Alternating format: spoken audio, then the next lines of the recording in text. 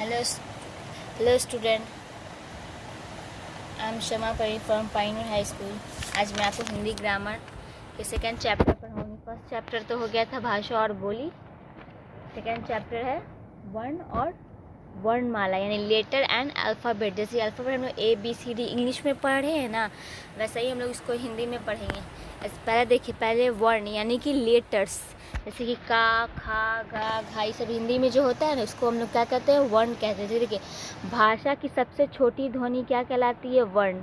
भाषा की सबसे छोटी वर्ण कहलाती है। जैसे कि सिर्फ हम लोग माँ लिखते हैं तो माँ क्या हो गया, माँ एक वर्ण है। जैसे कि यहाँ पे देखिए, बच्चे ने कहा मम्मी। अब देखिए, मम्मी शब्द में कई ध्वनियाँ हैं और इसमें देखिए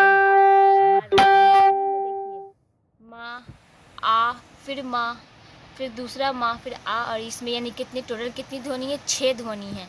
ये सभी ध्वनियाँ ही मिलकर क्या कहलाती है, वर्ण।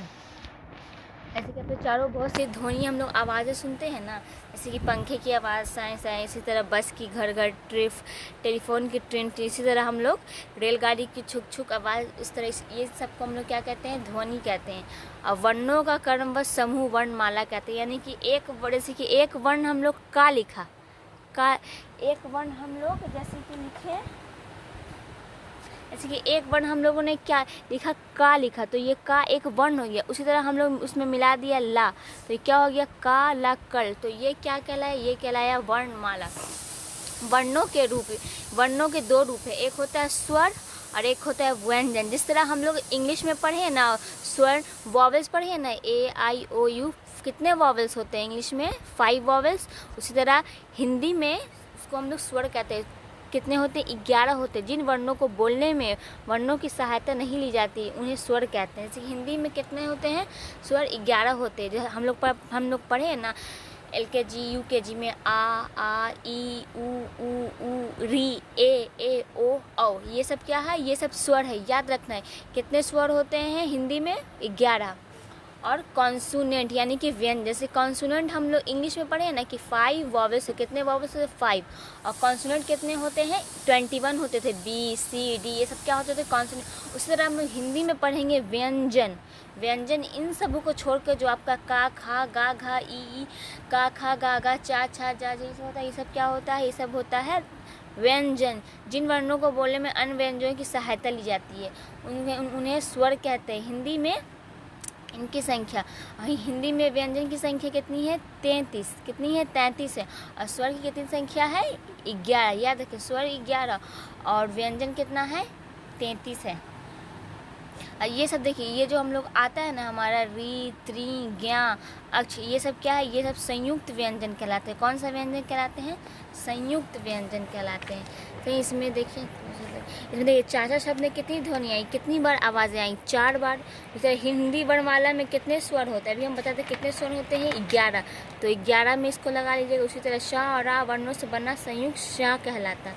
निम्नलिखित पंखे की ध्वनि कैसी होती है, साए साए, तो इसमें लगा देंगे। और वर्णमाला कितने होते हैं, 33। अभी बताए थे 33 वर्णमाला होती है, 33 में लगा देंगे। इसी तरह ऑब्जेक्टिव को फिल कर लीजिए। भाषा की सबसे छोटी ध्वनि वर्ण कहलाती है। वर्णों का क्रमबद्ध समूह वर्णमाला कहलाता है। बस की ध्वनि कैसी होती है, देखिए यहाँ पे लिखे घर घर, कैसे होती है, घर घर। उसे वर्णमाला में स्वर कितने होते हैं, 11। व्यंजन क्या होते, वे वर्ण होते जिन्हें अन्य व्यंजनों की सहायता से बोला जाता है। इसी तरह ये क्वेश्चन आंसर है, इसको भर लीजिएगा। ध्वनि क्या होती है, भाषा की सबसे छोटी ध्वनि को वर्ण कहते हैं। वर्णमाला में कितने स्वर तथा कितने व्यंजन होते हैं, अभी बताए थे ना, स्वर होते हैं 11 और व्यंजन होते हैं 33। वर्णमाला से आप क्या समझते हैं, वर्णमाला क्रमबद्ध समूह वर्णमाला कहलाता है। उसी तरह वे अतिरिक्त वर्ण लिखिए जो ना तो स्वर होते हैं और ना ही व्यंजन। तो अन, आ तथा आ, ये सब देखिए, ये सब स्वर इसमें आते थे ना लास्ट में, अन, अता, आ, ये सब स्वर नहीं होते हैं और ना ही व्यंजन होते हैं। तो ये चारों का नाम लिख देंगे। उसी तरह संयुक्त व्यंजन, अभी बताया था संयुक्त व्यंजन अंश, त्री, ज्ञा को कहते हैं, इसमें भर लेंगे।